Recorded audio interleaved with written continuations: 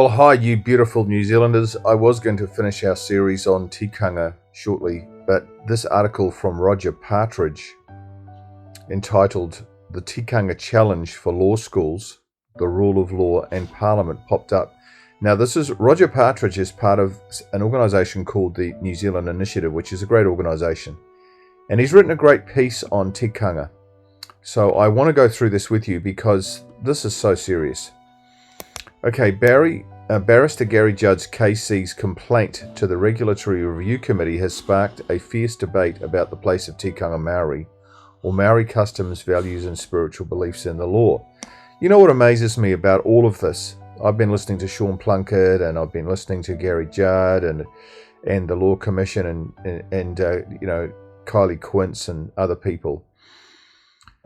I'm amazed that we're even contemplating this, this has even got this far. I'm amazed, because this is like Zimbabwe. This is like a third world country bringing in voodoo into New Zealand law. And that we're even, this is even being taken seriously. It's amazing. Judd opposes the New Zealand Council of Legal Education's plans to make teaching Tikanga compulsory in the legal curriculum. Well, that's an understatement. Gary Judd's actually a bit of a hero for actually, somebody with a bit of clout bringing all this up. We need to just get behind him.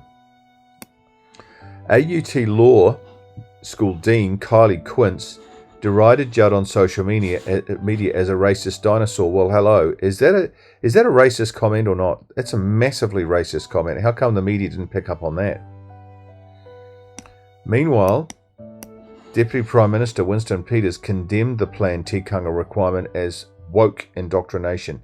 Now, if there's one person in the country who's really got his finger on the pulse with what's happening with Maorification and co-governance and the Maori takeover of New Zealand, it's Winston Peters. But unfortunately, he's away too much in his portfolio as Foreign Minister. And he started off with a hiss and a roar, but unfortunately, he's away, and when he's away, the mice play. And this is what's happening. While Judd has taken aim at the council, the underlying issue is not so much the council's compulsory Tikanga requirements. This is the Supreme Court's controversial 2022 Ellis decision. Now, we've discussed this in previous videos, but anyway, this commentator, Roger, he says this about it. Despite the case having no Maori connection, Ellis wasn't a Maori, nor was his family, the Supreme Court relied on Tikanga in allowing Peter Ellis's appeal against his convictions to continue despite his death.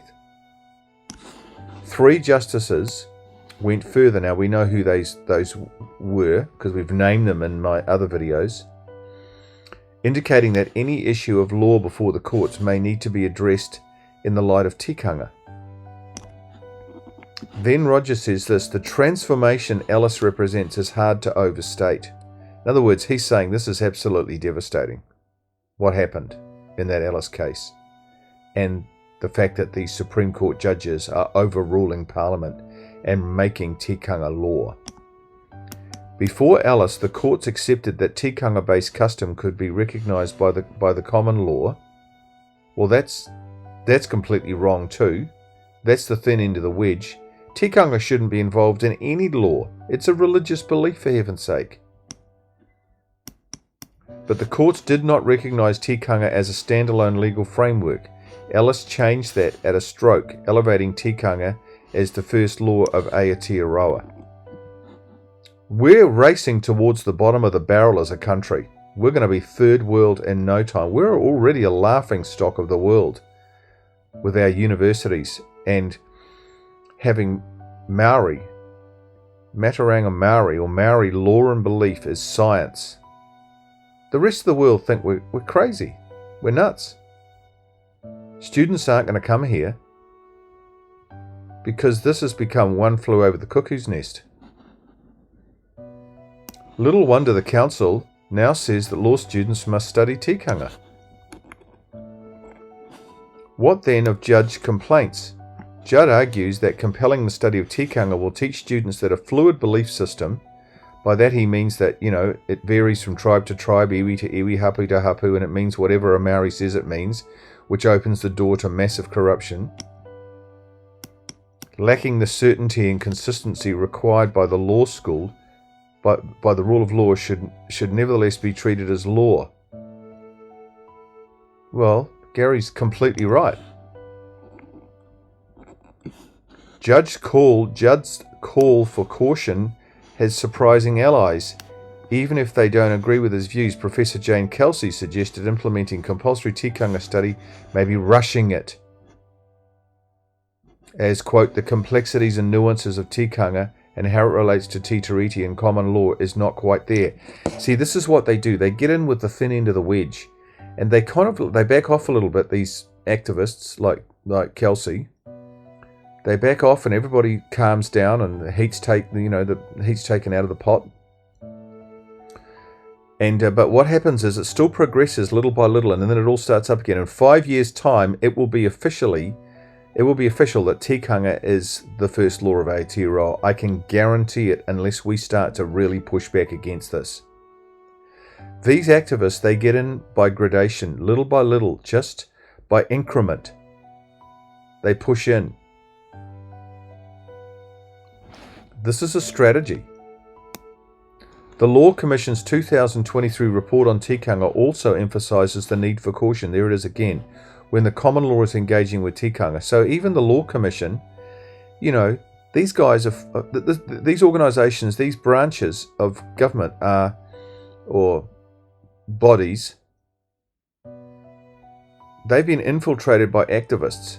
And it's like playing a fish. They're playing the New Zealand public, they're playing the government. And when a fish is biting hard, they sort of, you let the reel go a bit. You let the fish run a bit, and then everybody calms down. But really, they're gunning to bring tikanga in and make it the first law of New Zealand. This is nonsense. This is political suicide. This is international political suicide for our country.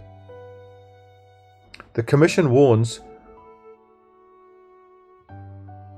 where there is a public policy context, the courts may sometimes be ill-equipped to weigh the considerations involved. Yeah, well, there they go.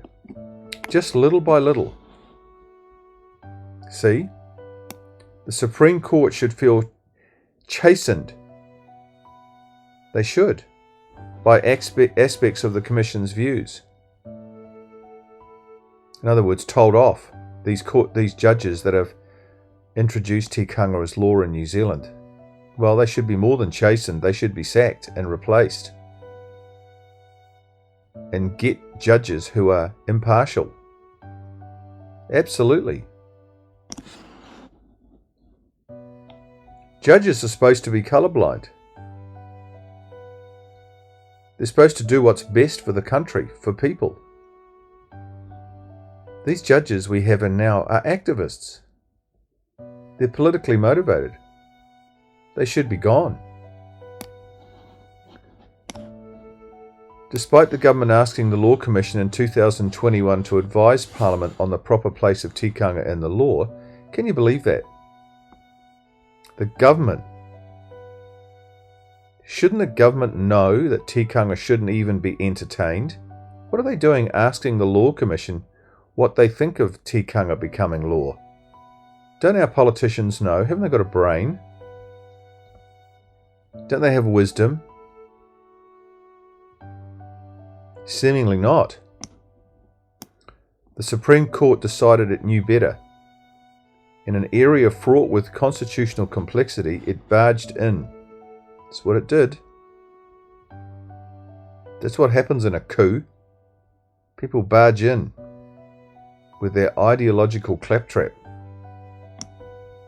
The compulsory tikanga controversy is just one of the consequences. That's so true. We're seeing this everywhere.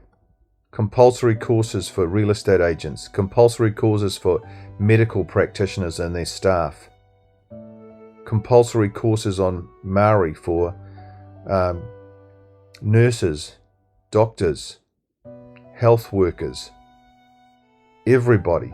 This is indoctrination. We're all being groomed for tribal takeover. Anybody who can't see that is an absolute fool, in my view. that there's a coup going on. Parliament has the means to restrain the Supreme Court's activist tendencies. It does. But you know what? The government we have at the moment, with Luxton and Potaka in there, and you need to read a piece that I wrote about the current situation with the National Party in the description below, including legislating to reverse the court's more aberrant decisions. However Parliament does this, the sooner it reins in the wayward Supreme Court, the better. Well said, Roger. Those of you who are watching this video, please can you do one thing? Can you send this video to everyone everywhere? All my videos, get them out. We need to get New Zealand aware of what the heck is going on, and the mainstream media is working against us.